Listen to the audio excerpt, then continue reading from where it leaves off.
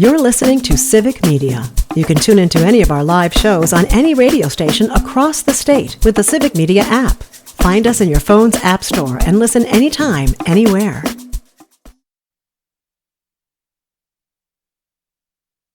Hey, what's up now? Brother, what's up? This is a groovy party, man. Yeah, I brother, can like, dig it. stop right on. Hey, man, what's your name?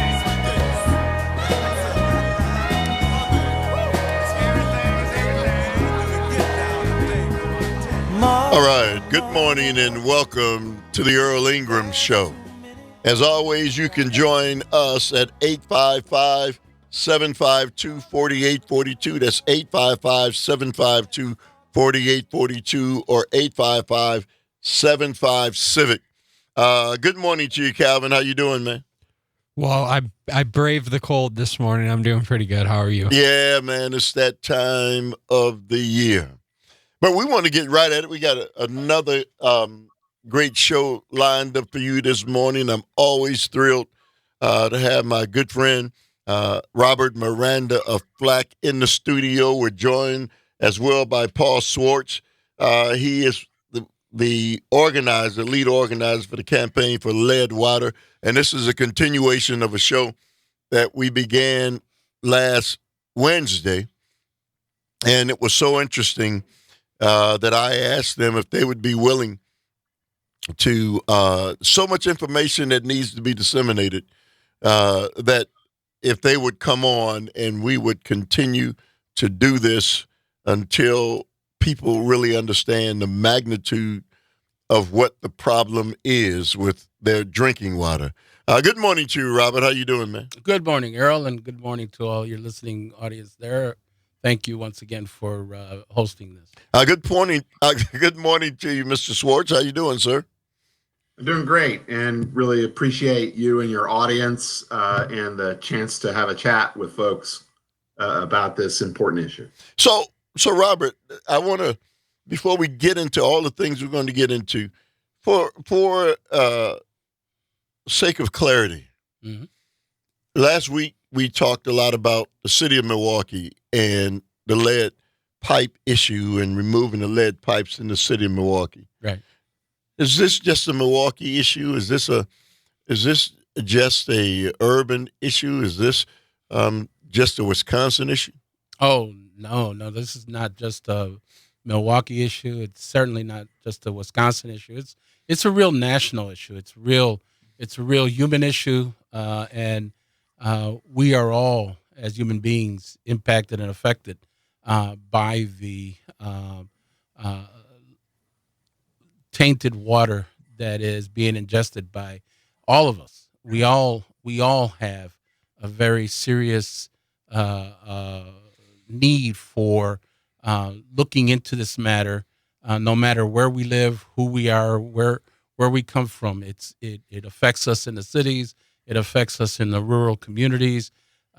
This is about making sure that water, in its best form, water is life. It's got to be to the point where we could get water to our children and to our families in the cleanest form possible. Hey, Robert. Excuse me, Paul.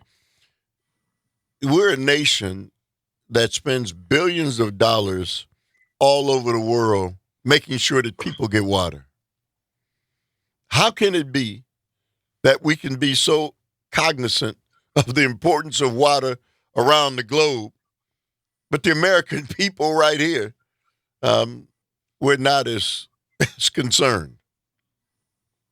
You know, I think that's a great question. There's a story that we tell ourselves that because we're not a so-called third world country and that water comes to almost every home, potable water comes to almost every home, that it's safe. And that if it weren't safe, the government would tell us. And we do have a law that was passed in 1974 called the Safe Drinking Water Act, which lays out a whole regulatory scheme under the US EPA that is supposed to guarantee that we have safe drinking water at the tap. The problem is that you can have really good laws, or you can have laws that are flawed in certain ways, but if there isn't really clear transparency and accountability of our agencies at the federal and state and local levels, of our water utilities, about what's actually coming out of the tap and getting into our bodies through the food we eat, and the water that we drink, the formula that we feed to our babies, then people are sort of left on their own without the information they need to understand what the deficiencies of those laws are and what the public health effects are. And there's lots of contaminants that have really tough names to pronounce that people don't really understand. I call those all collectively methyl ethyl bad stuff. But, lead is something, and it's the reason why we're focused in on it, that we've known since Roman and Greek times, over 2,000 years ago, just doesn't mix with water without negative outcomes. We've learned a lot about the science of that over the last 2,000 years, and how when lead is mixed with water, how it makes its way into the water and what it does in the body. We just haven't done a very good job of sharing that, and we haven't done a good job of figuring out how we can protect our communities better. And I hope in this show we can talk about ways, have some hope here, and talk about ways people can protect themselves despite the bad messaging from our public health agencies and from US EPA and from our water authorities.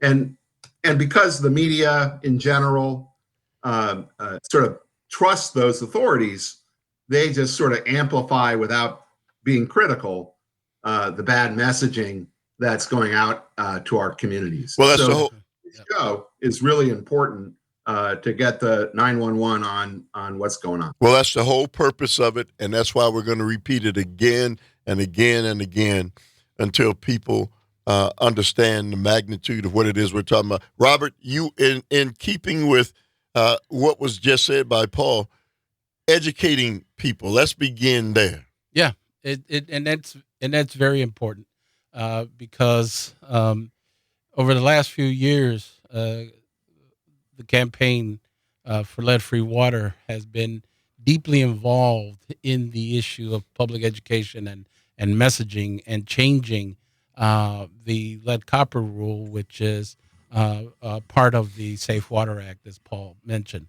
And so the issue here for us over the last few years is, we not only want to remove these toxic devices from the water systems that are distributing water, but we also want to, during this whole process, make sure that the public is being informed properly and given the right information on how to protect themselves from the contamination that's going to ensue from the removal of these lead pipes. I put it akin to something like asbestos removal, right? Right. All of the stuff that goes into the workers protecting themselves, sealing up the house, everything that needs to be done to remove asbestos. Right. Well, we should have something similar to inform the public on what it has to do to protect itself from the release of lead into the water during this whole process of lead pipe removal. And the language and the information is woefully inadequate right now to provide to the public the kind of information they need to protect their family's health. Robert, I've been listening to you talking about this for a number of years, and I remember you saying that when they were replacing the pipes in the street, when they redo the street, Mm-hmm. the lead pipes, the pounding that goes on when they're redoing city streets and those kinds of things, it loosens the flakes Right. of the lead that is kind of gathered itself. And this is where a lot of the real danger lies. Once they're doing that, they free up that lead a lot of the flakes, the will go ahead legions of leach it into the water. Yeah, Exactly. they wind up coming now even more so into Right. your home. Yeah, the particulate matter that goes into the water is even much more of a concern than the soluble form of lead, the kind of lead that's in the water when they tell you to run the water. And we like, Paul and I were talking about this, and there are 7 different types of recommendations that the EPA has put out there to give you some information on how to protect yourself. And today we're going to talk about 3 of them. But the recommendations they make, yeah, they're to a certain extent helpful, but they don't give you enough information on what you need to do to make sure that those recommendations are not only followed through, but are very effective in protecting your families. Paul, where are the PSAs on this? Why are there not PSAs warning the American people? You know, there are millions of dollars being spent on PSAs and messaging about lead and water now around the country. Unfortunately, and and with all the lead service line removal or lateral removal dollars that are flowing from the federal government to Wisconsin and to other states around the country, there's an acceleration, unfortunately, of faulty and bad information. And so today we're going to deconstruct, we're going to unpack and pull apart just a few of those bad pieces of information and say what the solution is. So that's a problem, and we're hoping that we can, with your audience, start this crusade, this public education campaign to get out the right information and let people know what they can do. So I was at an event last night with United States Senator Tammy Baldwin. And Tammy Baldwin, the senator, started talking about lead pipe removal. Right. So this thing has come a long way. Yes. There was a time when that would have never been mentioned. Yep. We did not talk about lead water or lead in pipes in Wisconsin or in Milwaukee until we started this movement back in 2015. That is absolutely correct. 855-752-4842. I'm joined by Paul Schwartz. He is the co-founder of Campaign for Lead-Free Water, and none other than Robert Miranda, always making good trouble with FLAC, Fresh Water for Life. You can join us again, 855-752-4842. Your questions are certainly warranted. You're tuned into the Earl Ingram Show.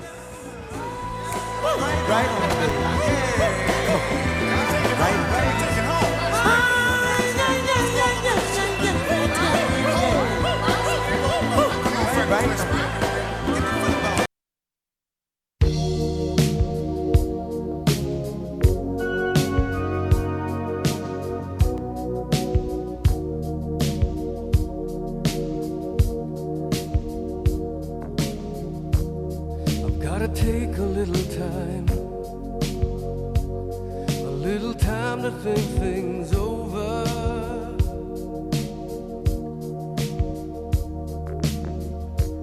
I better read between the lines in case I need it when I'm older.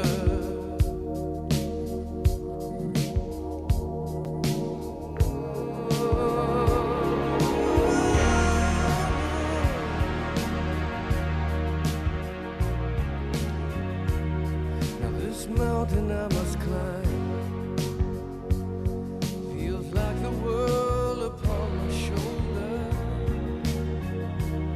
But through the clouds I see love shine. It keeps me warm as life grows colder. In my life there's been heartache and pain. I don't know if I can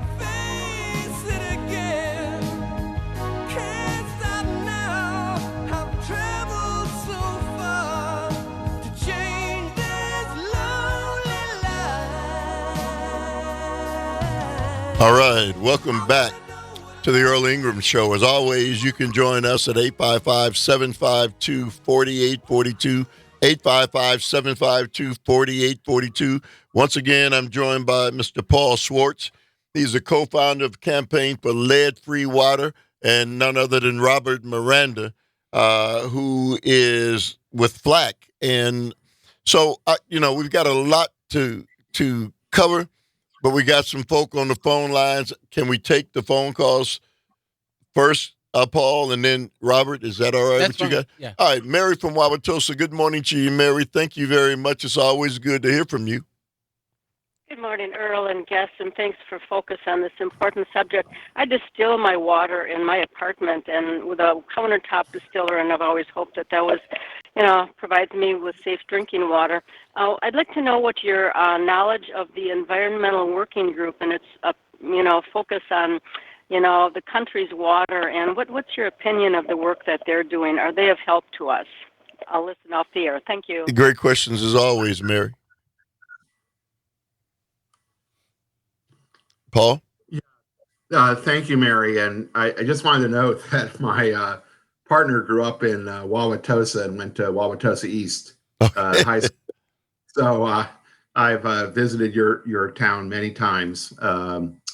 But thank you for that question. At first, I think, having technology available to reduce or eliminate the variety of water contaminants that are in our drinking water out of our taps in our homes is really important to get knowledgeable, and not all systems of filtration, distillation, others are equal. And that's, part of the puzzle to figure out. As far as the Environmental Working Group, it's one of many environmental, non-governmental organizations at the national level that have focused on safe drinking water over time. And a lot of their information is, really important and pretty good. I think what we really want people to know is that there's an important difference between being in Washington in a sort of policy bubble in DC, writing laws and talking about those, and being on the ground and looking at how people are getting information, what information people have about what's going on with their health, and how we can bridge that gap to make sure that people have the right information to get protected. EWG does, some Environmental Working Group does some really important public education. We think this marriage between what's happening here in DC and with people like Robert in Wisconsin and in Milwaukee is really important to bridge that gap in the local politics that are going on and in how institutions like Milwaukee Waterworks and their other water utilities across Wisconsin are actually doing their job. Robert? And again, it's a matter of deciphering and distributing that information effectively to many of the people who really don't pay attention to a lot of this. And so the organization does do great work, but it's really the community frontline groups in all the communities who are dedicated and are in the trenches, who are going to be the lead on this matter to make sure that the information is provided to the families who are not necessarily paying attention to what's going on here, and because it's important that they get that information, because once they get that information, then that goes word of mouth throughout the community, and that's why it's important. We've got to take a short break. So, Mike, hang on the phone lines. And for those of you who may just be joining us, we're joined by Paul Schwartz. He is, again, co-founder of Campaign for Lead-Free Water, and Robert Miranda, FLAC. And if you don't know by now, we're going to do this every Wednesday at about this time until people really understand the magnitude and inherent dangers of the water that you're drinking every day. In the wealthiest, most advanced nation on earth, the fact that we're dealing with this is really just unacceptable. So hang on.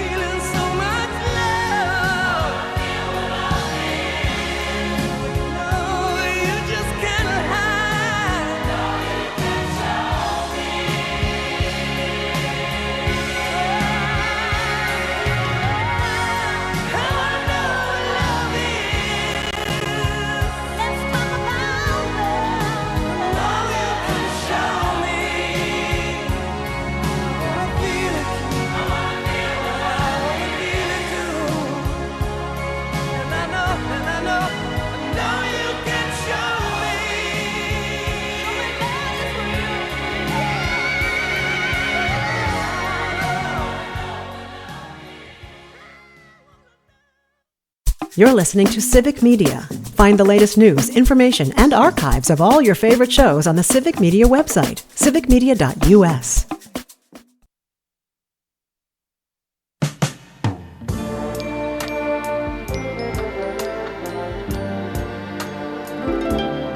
All right, welcome back to the Earl Ingram Show. As always, you can join us at 855-752-4842. My guest, Paul Schwartz. He is the co-founder, Campaign for Lead-Free Water, and Robert Miranda of FLAC. And we're talking about leaded water and the inherent dangers and what you can do to protect yourself and your family. We're going to take Mike, and then we're going to talk about those 7 different suggestions by the EPA. Go ahead, Mike. Good morning. Thanks for taking my call. And Robert, thanks for being a guest this morning. This is such an underserved topic that I applaud the attention that you guys have given this morning. Thank you. Clean air and clean water. Those are the 2 things all people and all animals consume the most of. Right. And it affects everybody. Obviously, what comes in, has an effect on your body. I got a couple quick questions, real quick for you, dear guest. Has anyone monetized the financial harm that lead has caused to the public? Has there been a number attached to any of the studies? Paul, do you hear that? Yeah, so that's a great question. And we just had a meeting with an office of the executive in DC called the Office of Management and Budget, which reviews all major EPA and other federal government rules and asks questions like that. What are the costs of lead and water on the public? And what are the benefits for more effectively regulating lead coming out of the tap?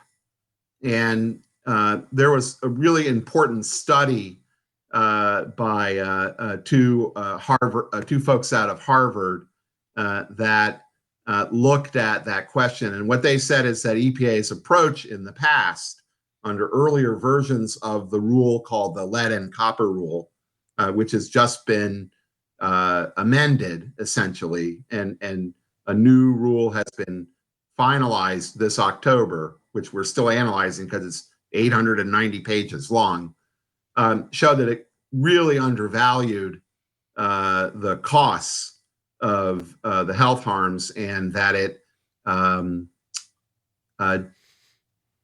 didn't show the huge benefits financially of dealing with this. You know, lead in water affects all the organs in the body, and it can lead to fetal death increases, like spontaneous abortions and stillborn births, miscarriages. It's complicit in smaller problems like increases in attention deficit disorder or hyperactivity disorder, which can create all sorts of problems for learning. It diminishes the IQ. It stops the frontal lobe from coming in and allowing maturity to happen in our population. For older folks like me, it's complicit in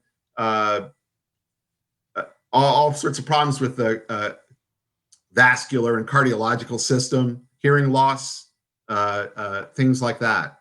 So just tremendous losses financially. And effectively regulating it, and especially educating people about what the problems are of it, and getting the lead out, and then letting people know how they can reduce their exposure, has shown to have great benefits. If people would like to see that study, we'd be happy to send it to the Earl Ingram Show and have them post it on the website along with other studies. Or you can go to the campaignforleadfreewater.org. That's campaign for lead-free water, all spelled out, no spaces.org. And the underlying science and economics of effective regulation of lead and water is spelled out there, along with many other things. I think it's a great idea. We'll make sure that we put that on the website. Mike, the other question quickly. Yeah, real quick. My research shows that there's 50,000 public water systems across our great country. 95% of the public is served through these 50,000 independent water treatment facilities. So what I'm concerned about is this. We know that it's problematic. Many of our water systems, certainly in the big cities, are problematic.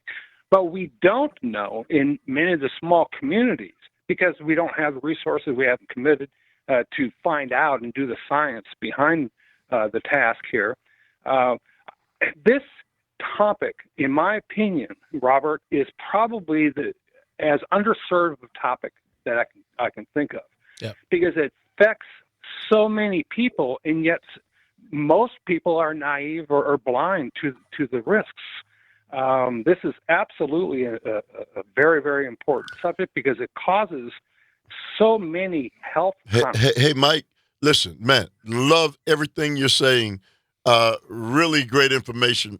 Robert, quickly before we... Mike is absolutely right, and that's one of the reasons why we initiated our efforts back in 2015, because we knew that the information the public was getting was woefully inadequate. We knew that it is an underserved messaging. We knew that the people were not fully aware of this issue of water and the importance of water. And we knew that those pipes presented the biggest threat to human health in the history of our country. Like Paul said, during the days of Rome, 2,000 years ago, they already knew that this lead issue, distributing water with lead, was toxic and a danger to their civilization. And for this country, the most civilized, most wealthiest, most powerful country in the world, not to learn from that 2,000-year-old lesson is a travesty. And people like this guy running for Senate, who last week said that this is not a big issue. This is the problem that we face in America when we have knuckleheads like that. Eric Hovde. When we have when we have knuckleheads like that using their bully pulpit to promote false, misleading, and inaccurate information. So, Robert, let's talk about those 7 suggestions of the EPA. Sure. So the EPA has put out, and again, Paul has we put together a letter to the EPA last year, and what we'll do is when you get a chance to go to the Campaign for Lead-Free Water website, a copy of that letter will be on the website. You can look at that letter as well. But those 7 issues that the EPA recommends is, first of all, they tell you have your water tested. They say learn if you have lead service lines. Look up to see if you have lead service lines in your house. They tell you to run your water. They tell you learn about the construction of your neighborhood. So, Robert, before you go any further, running the water. So that's we're what. gonna we're going to talk about that. Okay, we're going to ahead. talk about all that. Right, go ahead. We're going to talk about that one. All right. Use cold water, clean your aerator, and use your filter properly. Those are the 7 recommendations of the EPA. We're going to take 3 of them today real quick and talk about those. Since Earl was very interested in the running of the water. Tom Barrett used to always say, I run my water. Exactly. And that was a big issue back then that Barrett was pushing when we first started. So this notion of running your water for like 3, 5, 7 minutes that they were recommending is not only for conservationists out there, the biggest headache and the most drastic example of waste of fresh water, but it's also a myth. It's kind of a myth. And Dr. Yana Lambrini-Du, who is also a member of the Campaign for Lead-Free Water, she has a very powerful article called "The 10 Myths of Water Safety," and that could be found also. But she talks about a little bit about the running of water and the flushing and the myth of that.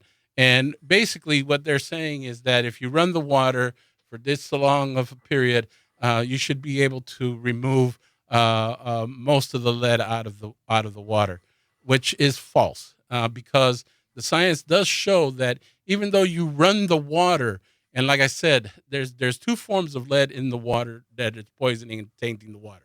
There's the particulate matter, that's what Earl was mentioning earlier regarding the flaking of lead chunks and tiny microscopic pieces you can't see that falls into the water. But there's also this like soluble lead. It's something like how sugar and water mix, and then it gets invisible and it's in the water, but you don't see it. And that's also in the water as well. So when you're running the water, the whole idea was to remove that soluble lead in the water, because as the water is stagnant in the pipe for about 7, 8, 10 hours, whatever, like in the morning you go to work, you come home at night, you should be running the water because it's been stagnant during the whole day. Well, the problem is that as you're running the water, the science also shows that as you're running the water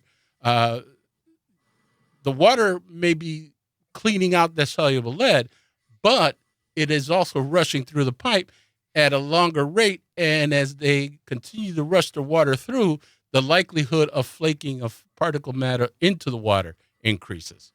And so you may be flushing out the soluble lead, but you're also increasing now the particulate lead matter falling into the water.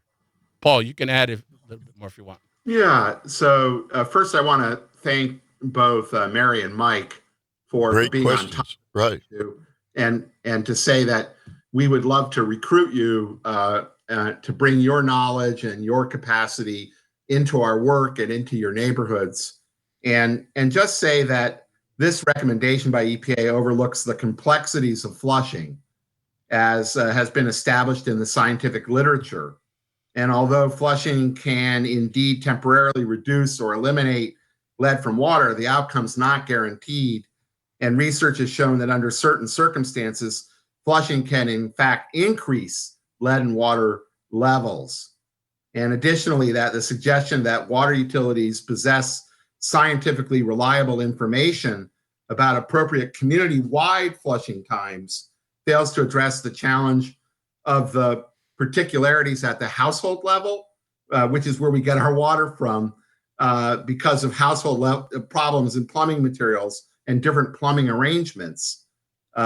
Water use practice, water age, water chemistry, and other factors which can give rise to markedly different lead release patterns in different buildings, even within the same community or the same block. And so there isn't really one sweeping recommendation that can be made and it's not an appropriate recommendation, especially since there are far more reliable measures for eliminating lead in water and preventing exposures like filtration, like bottled water usage or water distillation, as Mary talked about. And I think it's really understanding that prevention of the exposure through those methods is really more important than a faulty and flawed sort of overall out of the back of their, just without any science telling you to flush the water, that'll solve the problem. Right. There's a lot more layers to the onion under this. And we'd be happy to sort of dive deep if people want to do that. But I just want to say that the most important thing to do is to eliminate the exposure through these technologies that are available. So hold that thought. If you're just joining us, we're joined by Mr. Paul Schwartz. He is a co-founder of Campaign for Lead-Free Water, and Robert Miranda, and he's in Washington, D.C., and Robert Miranda here in Milwaukee with Black Fresh Water for Life. We're going to continue to do this every Wednesday for however long it takes until people understand the inherent dangers of what we're talking about. 855-752-4842. You're tuned into the Earl Ingram Show.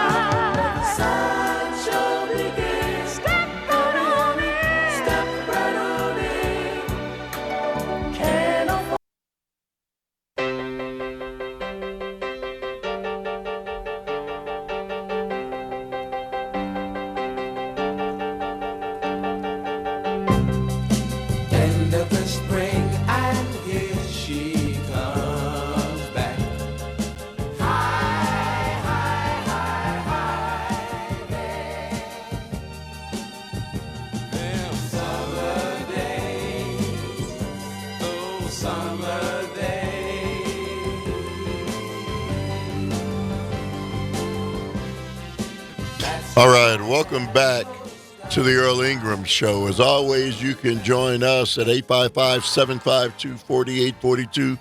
And also at 855-75-CIVIC. I'm joined again by Paul Schwartz. He is the co-founder of Campaign for Lead-Free Water, and Robert Miranda. Get used to hearing those names and get used to Wednesday mornings at 8 o'clock. We're going to continue to do this until you get tired of it. But these guys have a lot of information that they're going to share. And, Paul, we're going to take you up on putting that on our website because it is critically important information. Robert, you wanted to talk about the other. Yeah, we're going to let's touch a little bit about testing of the water. And like Paul says, when we talk about these different recommendations from the EPA, these are onions that have a lot of layers on them, and so we're not going to be able to go in depth into them. But at least what we could do is right now, but in time. But in time, yeah. But at least we'll be able to establish a kind of foundation for people to understand some of these issues. And in the testing of water, one of the recommendations that the EPA puts out there is test your water. But what they don't tell you is that even though the recommendation that they have nowadays is if you have over 10 parts per billion of lead in your water, that is concerning. Well, the number that they put out there is not a number that's based on health. It's not a real health science kind of number. It's just a number somebody pulled out of their butt and threw it out in there. And it's not a real health-based issue. The testing also is, in most cases, not done properly. Some cities do first draw, some cities run. There's no real way of getting to how high the lead in the water is through water testing. And so some people just test their kitchen sink when it's recommended that all taps in the house should be tested because lead is going through all different ways. And sometimes lead doesn't go through certain pipes. Sometimes it's when you're testing your water, it's like playing Russian roulette. You're you're going to be able to get results that show or results that don't. And even if they don't, even if it's down to 2-3 parts per billion of lead in the water, the bottom line is it's still got lead in the water. And, the CDC and EPA even say there should be no lead, zero tolerance, zero lead levels in the water.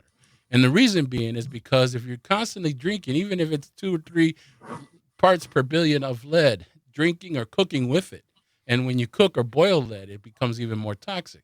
But when you're constantly ingesting it every day, that stuff builds up in your body. The lead builds up in your body. Lead doesn't leave your body. Lead builds up in your blood. It then hibernates and goes into bones and soft tissue. And then it stays in your body. And even if you break away from ingesting lead, your body still has that lead in it. And if your body stresses, like, for example, pregnant women, the pregnancies causes stress, then lead goes back into your bloodstream.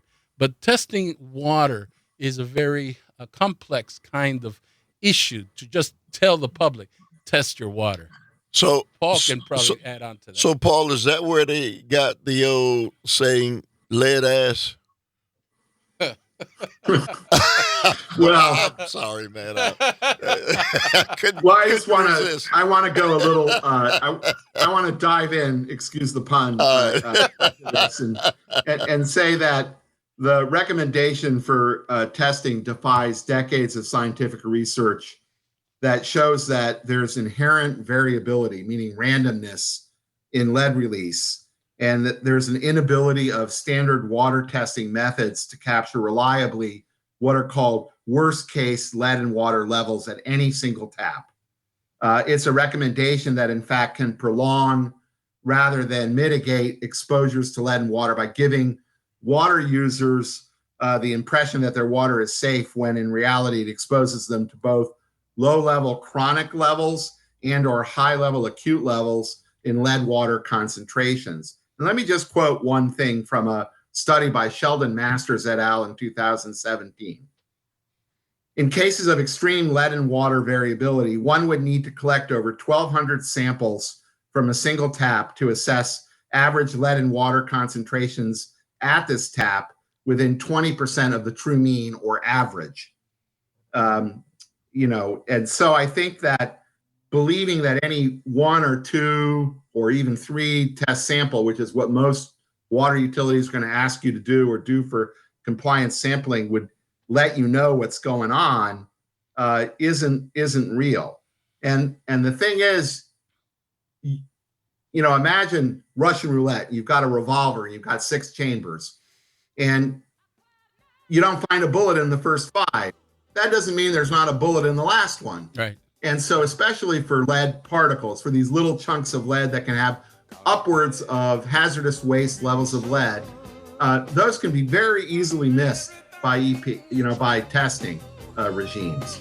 And what's really important to know is that you can have 0 or non-detector what's low level, and in the next hour or the next day or the next week, you can have in the tens or hundreds or thousands or tens of thousands of parts per billion. So we've come to the end for today. We will see you guys again next Wednesday. Robert Miranda and Paul Schwartz campaign for lead-free water. Up next, Dr. Robert Craig, Executive Director of Citizen Action on the Earl Ingram Show. All right.